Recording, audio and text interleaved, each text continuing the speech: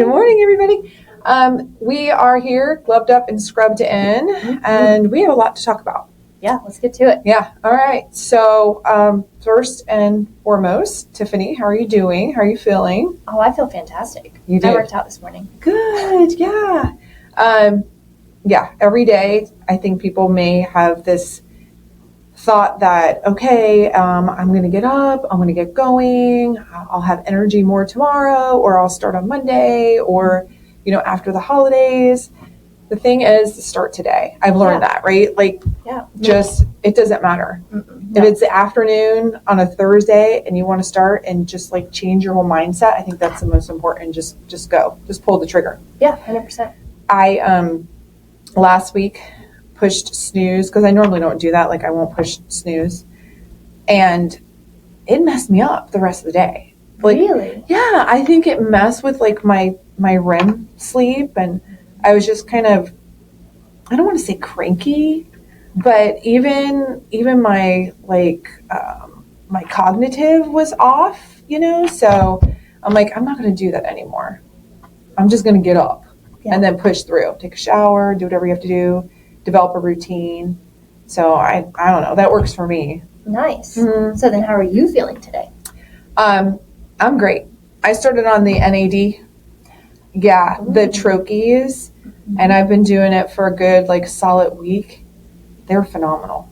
I feel like my energy is through the roof. I went walking with my daughter the other day, and I'm jumping and being like a goose. She's like, "What is wrong with you?" I'm like, "Sorry." So I was trying to explain it, and it was going over her head because she's just not there yet, Now, are you taking them in the morning or at night? First thing in the morning, on an empty stomach. Okay. Yeah, and I don't like injections. Right. And things like that. So these are doing good? Yeah, they're fantastic. And I've been giving samples. I forgot to bring you one. I'll have to get you one. But, and people are like, oh my gosh, because there's no dip. Wow. Especially with studying and school and everything, I think it would be really beneficial. Ooh. Yeah, because cognitively, I'm sharp, right? And by the afternoon, I hit that 2-3 o'clock slump where that's when I'm usually grabbing an energy drink or I just need a timeout, something. Right. So if it's releasing that sustained energy throughout the day, that's a game changer. Yeah. Somebody asked me about 4th of July, and they were saying, okay, when did all that take place with the British colonies? I'm like, it was 1776. And they're like, what is wrong with you? I go, I don't know.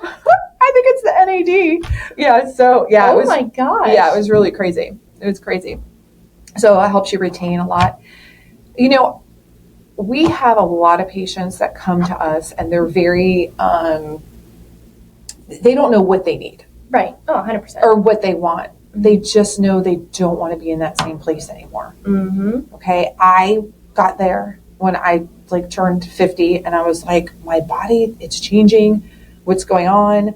I had to start even dressing a little different, because when you're younger, 20, 30, even into your 40s, you can have a little bit of a midriff, or you can have this in the shorter shorts, and you could do all this. And I was like, I don't feel like that anymore. And I would work out, but I would skip a meal, and I would feel like I could still get through the day. I just have an espresso, right? Mm-hmm. Have a Coke, do something, not Coke, but the drink. Coke. The soda. I know every time we've been to lunch, we're like, I'll have a Coke. Yeah.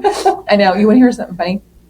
My husband and I were at a restaurant one day, and I always get a water, and if I need to take in more calories, I'll get a Coke because it stimulates my stomach and everything to kind of just empty out. And that's a secret for patients, or if you want to increase your appetite and take in more calories, you just drink a little bit of a Coke.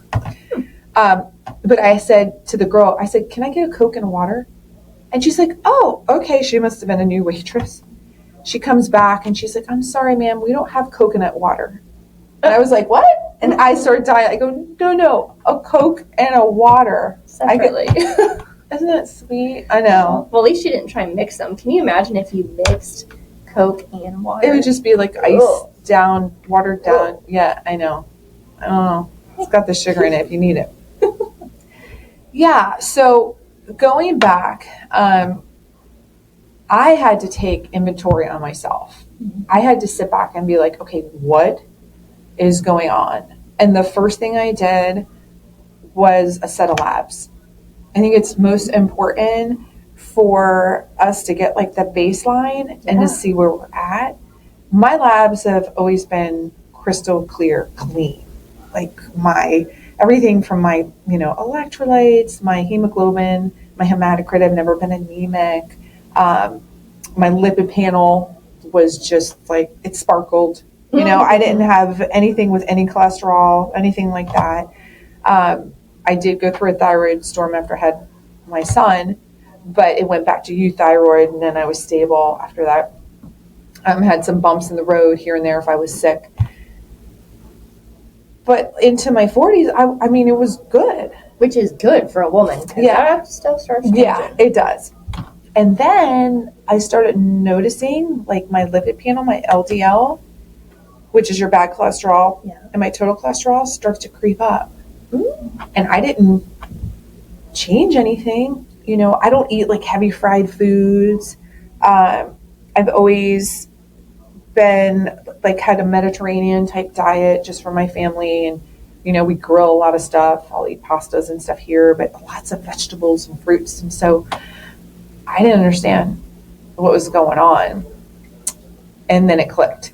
I was going through menopause. I had the premenopause, and then you start losing the estrogen. And you have estrogen, did you know, in your muscles? What? Yes. I didn't know that. Yes, it's everywhere. Yes, that's why your muscles atrophy. That makes total sense. Yes, that's why it's harder for women to hold on to their physique and their muscle tone when they go through menopause. It screws you up all over the place. Wow. So you start to shift your weight. So I always had little waist booty. And then all of a sudden it was like, oh, what's coming up into the waist? I'm like, well, what is this? And it's just your body automatically wants to hibernate there, and messes with your cortisol. And not to get too deep into it, I was like, okay, I need to think outside the box, and not just pull up my medical textbook, but what else is out there, and let me understand it, and let me see what's going on with my body, and holistically, how can I help it? Yeah. Without throwing tons of medication into me to offset everything else. Like, I want good stuff. Right. So we have been blessed now with science research with like the peptides, right, the GLP-1s, and you've been partaking in those. We're going to get around to that. I want to hear everything. But also there's peptides for cognitive, immunity, strength, energy, quick healing. That's amazing. All of it. And I'm like, has this been here the whole time? Like, what is going on? Do you think people aren't using them as much because just a lack of knowledge and awareness? Yes, because I didn't know. Yeah. I didn't know. Wow. I think you have to be thrown into a situation where you're drowning and nobody's throwing you a life preserver, and you're like, okay, I got to take care of myself. Like, what else do I need to do? You're your own advocate. If you go in to a primary care office, and this is truthful, I'm going to tell the truth, you have limited time to see the patient. Right. You're supposed to turn and burn. And unfortunately, the patients, they are more complex and they don't get what they need. And that is why I chose to open my own practice where I can take my time and consult with the patient and really go deep and see where we need to start, what we need to fix, and listen to them. If I can, as your mentor, if I can ever teach you anything, and you always want to have a mentor, like I have to have mentors. So if I can ever teach you anything, if the numbers look fine, still listen to your patient. Okay. Because they will mess up. They'll eventually catch up. Yeah. And your patient was telling you all along what was going on, and you could have prevented something. Wow. Yeah. Yeah. So on this journey, we have two different journeys. So you're in your 30s, I'm in my 50s, yet we can still feel the same. Lack of energy, cognitive decline, just exhausted, right? Mine's more hormonal. Yours is starting maybe a little bit hormonal, but yours is just more taking care of your kids. Yeah, season of life. Yes, that's exactly what it is. So I'm going to use you as like a test patient, if that's okay, just so we can be relatable with the audience and our patients and just everybody out there, so they kind of understand how we will, come into play, assess the situation, and then give them recommendations, advice, suggestions, right? Yeah. Okay.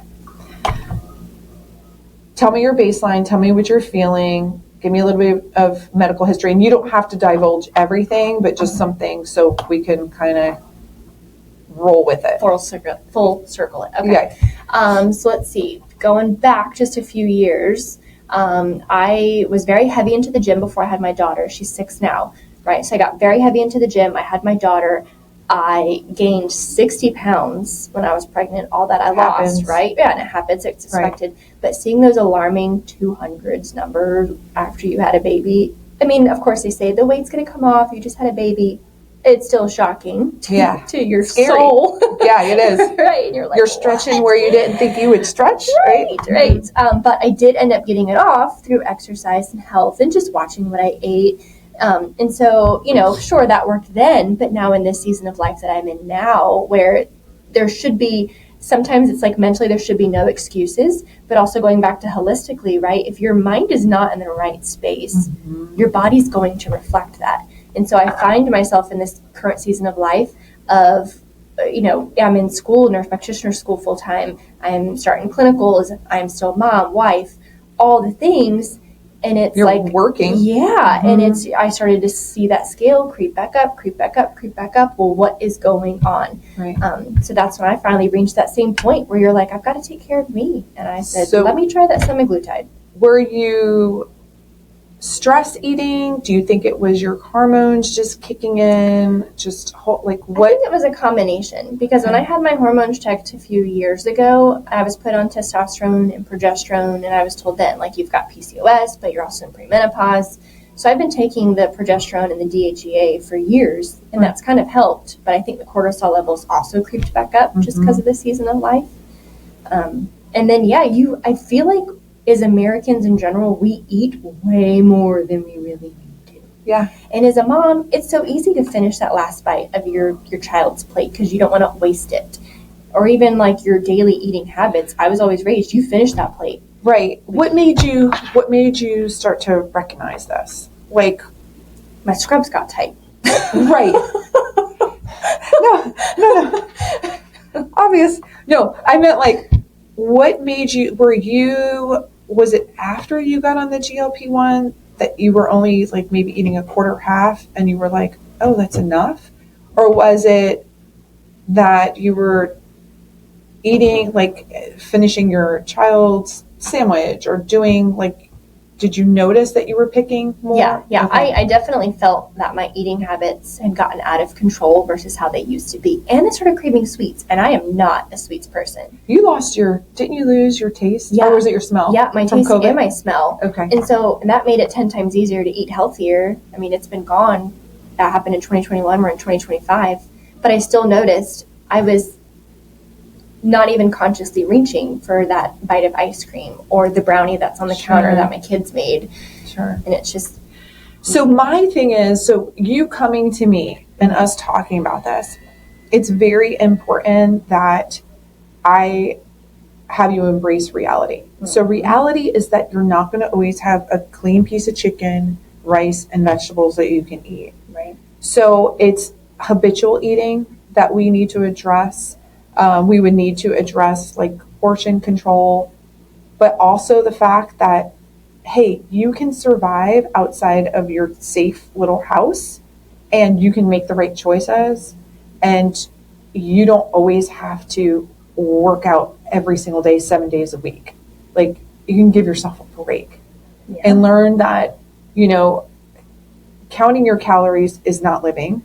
And then consuming less food is not living if you still feel hungry, right? Because that's a problem.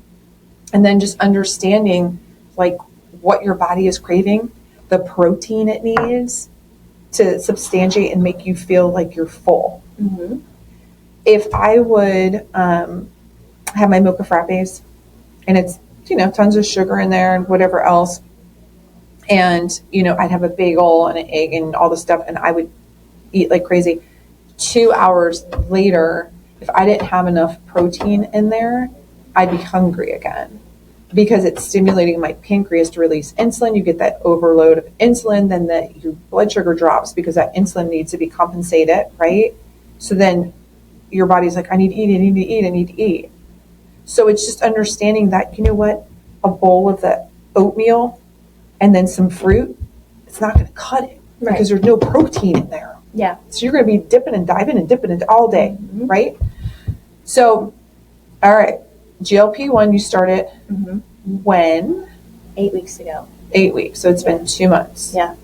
And tell me the highs, the lows, how much you started out, where you're sitting now, and then if you feel that you can continue it, if you can really for longevity, if this is something that you would want to do, even if we microdosed it, or do you feel like you can get off of it?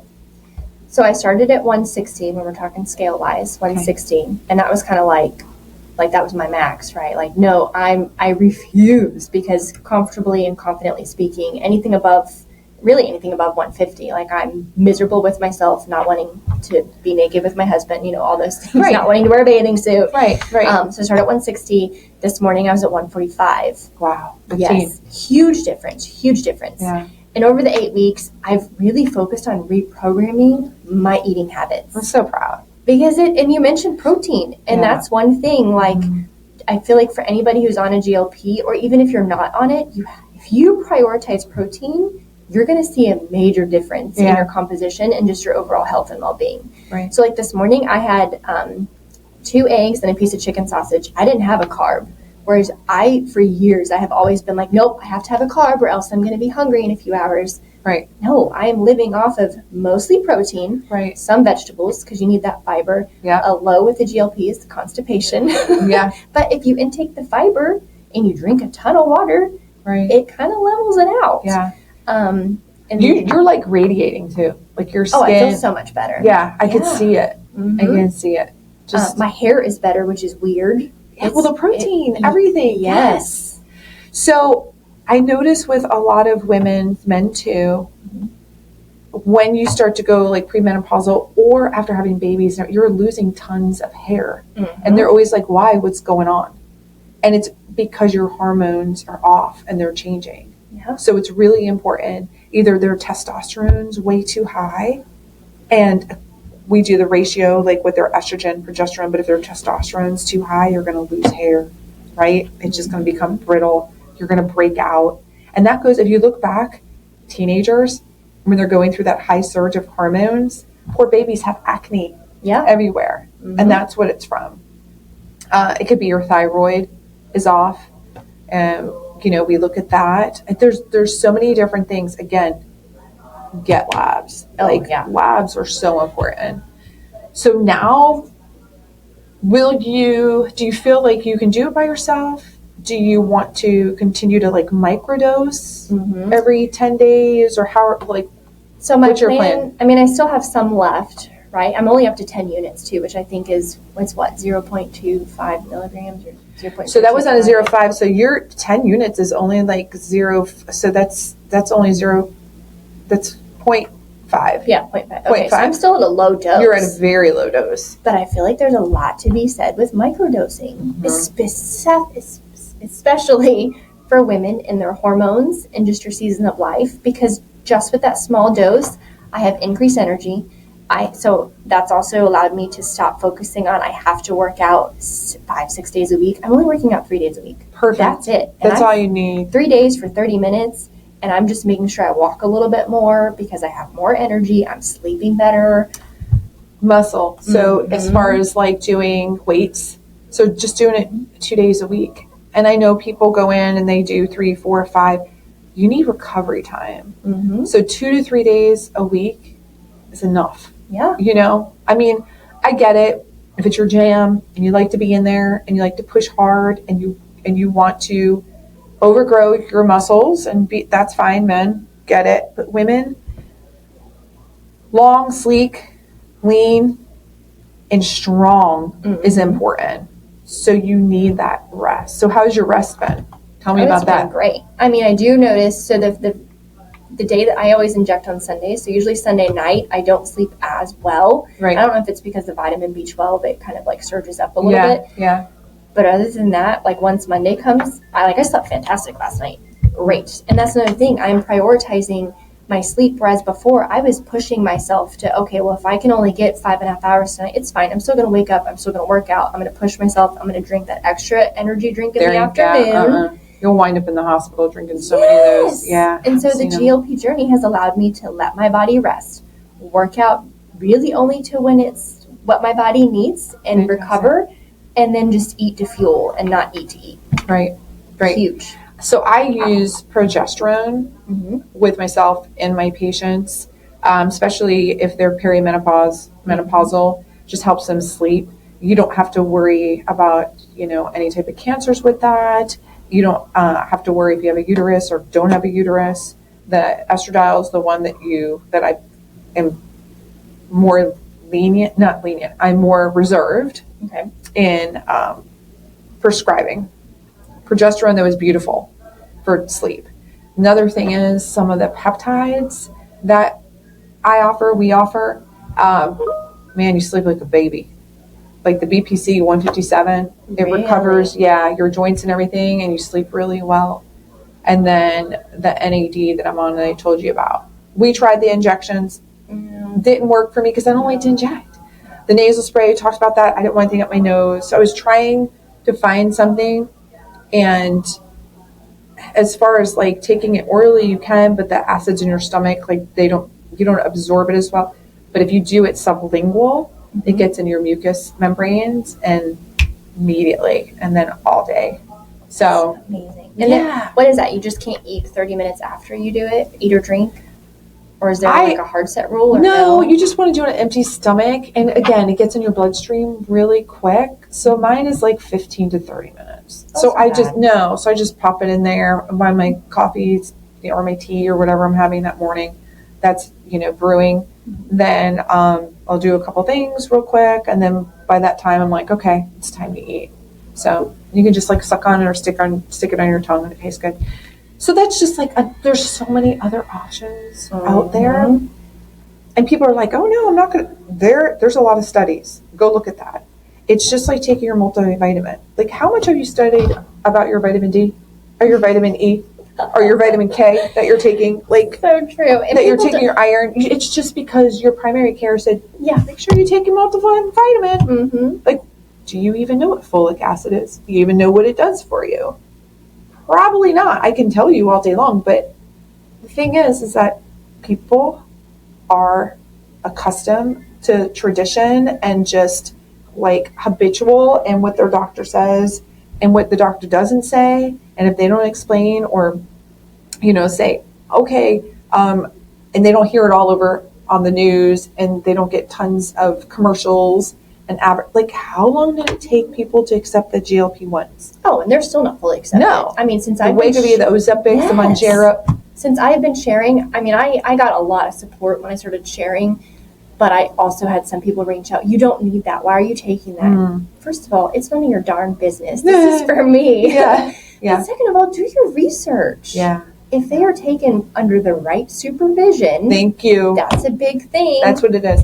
You guys, you cannot get this from the labs. There's research labs that have all these peptides. They'll have the BPC 157. They'll have the TB4 fragmented, which are fantastic for if you have a wound, if you have an injury to a shoulder, a hip, a knee.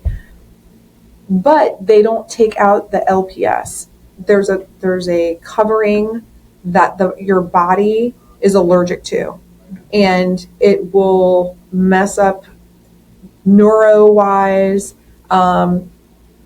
It'll cause you, I had a rash that broke out because I tried it on one because people were saying, no, this is a great product. And I said, okay. Then I had to go back to, 101 and be like, I will only get it from a compounding pharmacy that has a certificate of analysis. So again, they're out there all over the place, but make sure that you talk with someone that is very educated on them. Normally your primary care doctor, if they haven't done their homework, studied, or just tried them on themselves, they don't know what the peptides will do.